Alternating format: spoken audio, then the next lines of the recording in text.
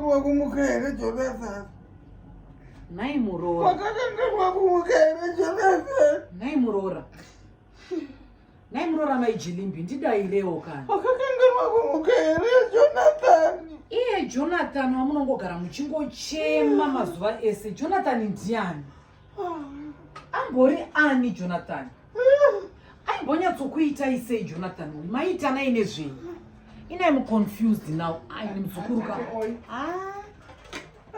Ndiudze iwe. Mai vako vanogara vachingochema Jonathan. Jonathan aimbove ani aita nezvei Jonathan?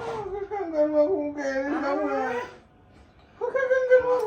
Rimwe ndabva ndatopera apo taiti. Amai masumudzira nyaya yefuti kutosumudzira nyaya Jonathan. Wakanisira mutoro wanoreva. Atete mbotauraiwo naamai. Ambori aniko Mai Jilimba usinganditaurira unongochema Jonathan? Wanoreva. Wakanisira mutoro wanoreva Jonathan. Wakanisira mutoro wanoreva Jonathan. Chikomba chavo chavanochema vari pamba pehanzvadzi yangu. Vabvunzei chikomba chavo. Mai guru, nyatsondiudzai. Ainyatsokuitai sei? Maiitwa sei naJonathan? Zvekuti vangatadze kumukanganwa chikomba vari pamba pehanzvadzi yangu. Mainyatsoitwa aikuitai sei zvisingaitwe nehanzvadzi yangu? Mai Jilimbika. Ina handichafara muzukuru. Ina handichafara nezvinoitika pano. Ronda rechikomba. Mweya wangu nebundu. Mweya wangu nebundu. Ndichamboziva kuti ndiri mwana wanzvadzi ini.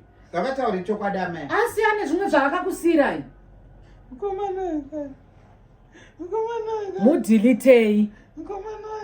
Kama mudhilite. Nekuti ndinouya pano each and every time. Vanongochema Jonathan. Vanongochema Jonathan. Ainyatsoita nezvei Jonathan? Toita sei Atete ndaneta. Hazvina kutanga nhasizvo. Vakare vachingochema chikomba ichocho. I am not happy. I am not happy. Hadzisi nyaya dzekuchema muchindiudza Mai Jilimba. Ndiri atete venyuka inini. Ndiri tete venyuka. Vemurume wenyu mandiudza nyaya yechikomba mochema ndauya muchema chale. Musati wanditasasika mandigarire zvakadai so. Vapengerei. Sara uchichema Murora. Sara uchichema.